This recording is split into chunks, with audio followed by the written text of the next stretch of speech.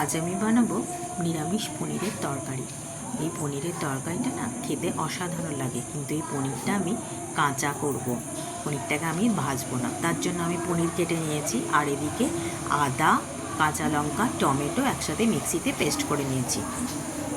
আর এর মধ্যে একটু ধনে গুঁড়ো, জিরে গুঁড়ো আমি অ্যাড করে নিয়েছি, লঙ্কার গুঁড়ো, এগুলো ধনে গুঁড়ো, জিরে গুঁড়ো, লঙ্কার গুঁড়ো, আদা, কাঁচা লঙ্কা আর টমেটো। আর এদিকে কাজুর সাথে দই বেটে নিয়েছি আমি, এই 10-12টা কাজু, তার সাথে 2-3 চামচ দই বেটে নিয়েছি। দিয়ে কড়াইতে সাদা তেল দিয়েছি। সাদা তেল দিয়ে আমি গোটা গরম মশলা এখানে ফোড়ন দেবো। গোটা গরম মশলা ফোড়নটা দিয়ে জাস্ট একটু সুন্দর স্মেল ছাড়বে, তখনই আমি এই বাটা মশলাটা দিয়ে দেবো।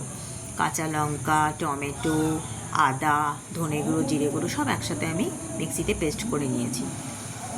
তারপরে এর মধ্যে আমি নুনটা একটু দিয়ে দেবো। দিয়ে যখন ওটা তেল ছেড়ে আসবে, তখন আমি কাজু আর দইয়ের পেস্টটা আমি দিয়ে দেবো। সমানে নাড়তে হবে, একদম মিডিয়াম টু লো ফ্লেমে। যেহেতু কাজু দেওয়া আছে, সবসময় ধরে লাগবে, তাই বন্ধুরা সবসময় কন্টিনিউটা নাড়তে থাকবে। দিয়ে ঠিক প্রায় হয়ে যাবে, তখন আমি একটু চিনি দিয়ে দেবো ব্যালেন্সিংয়ের জন্য।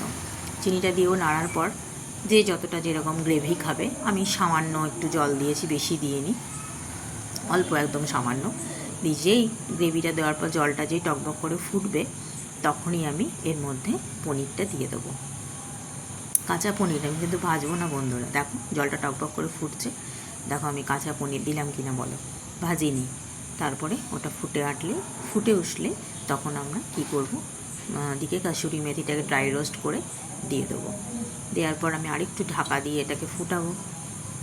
ফুটিয়ে তোমরা নামাবার সময়তে একটু ফ্রেশ ক্রিম দেবে। আমি ফ্রেশ ক্রিম ছিল না, আমি দুধের মালাইটাই দিয়ে দিয়েছি, আর একটু গরম মশলা দিয়ে দিলাম। বন্ধুরা করে এটা দেখবে, ভাত, রুটি, পরোটা, লুচি সবার সাথে অসাধারণ লাগে খেতে। যাই হোক বন্ধুরা, আমার রান্নাটি কেমন লাগলো অতি অবশ্যই কমেন্ট করে জানাবে।